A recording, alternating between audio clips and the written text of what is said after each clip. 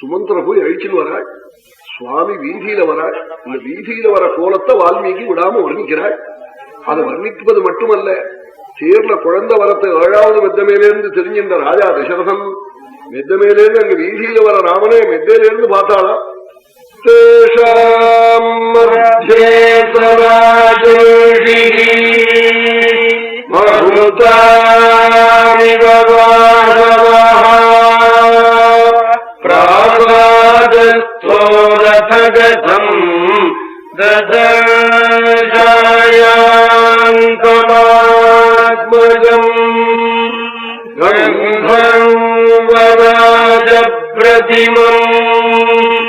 லோகே விக்யாத பௌருஷம் தீர்க்கபாஹும் மஹாதத்வம் மதமாதங்ககாமினம் சந்திரகாந்தானனம்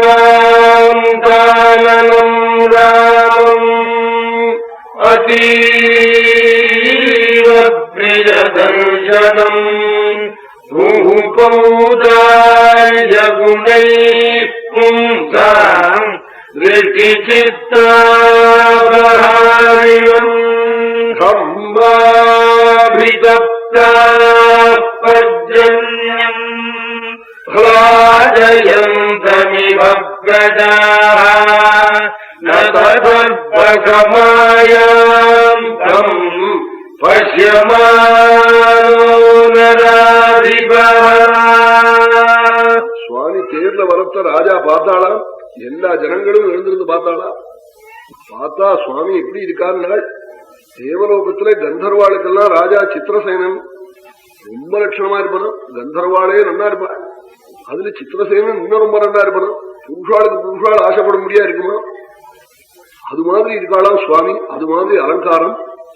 12வது வயதுல சுவாமிக்கு உலகத்துல கீர்த்தியாம், மதம் பிடிச்ச யானை போன்ற கதியாம், பரிபூர்ணமான பௌர்ணிமா சந்திரன் போன்ற முகமாம், பார்க்க பார்க்க தகட்டாத ரூபமாம், ஊபௌதாரிய குணை பும்சாம்.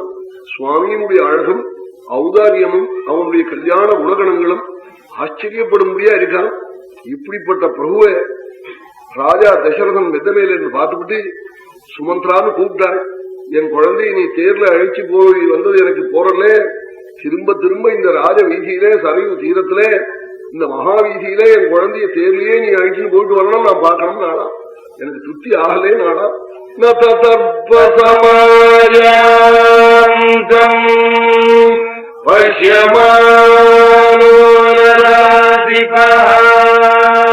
பார்த்து போருமே தோணலேங்கிறாள்.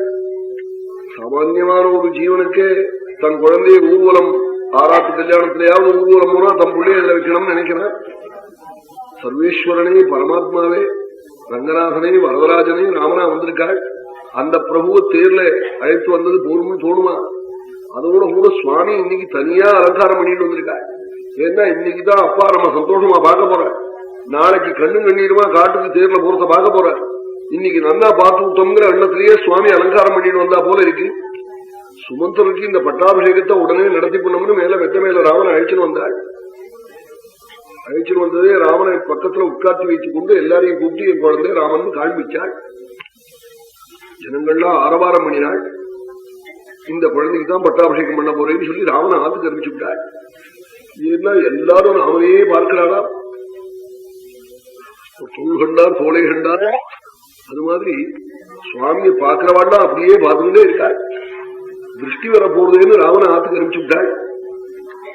உடனே சொன்னாலும் இது நல்ல சைத்திர மாசம், ஸ்ரீமானான மாசம். இந்த மாசத்துல நாளை தினம் யுவராஜ்யாபிஷேகம் பண்றேன். இன்னைக்கு புனர்வசு, நாளைக்கு புஷ்யம். சைத்திர ஸ்ரீமாலயம்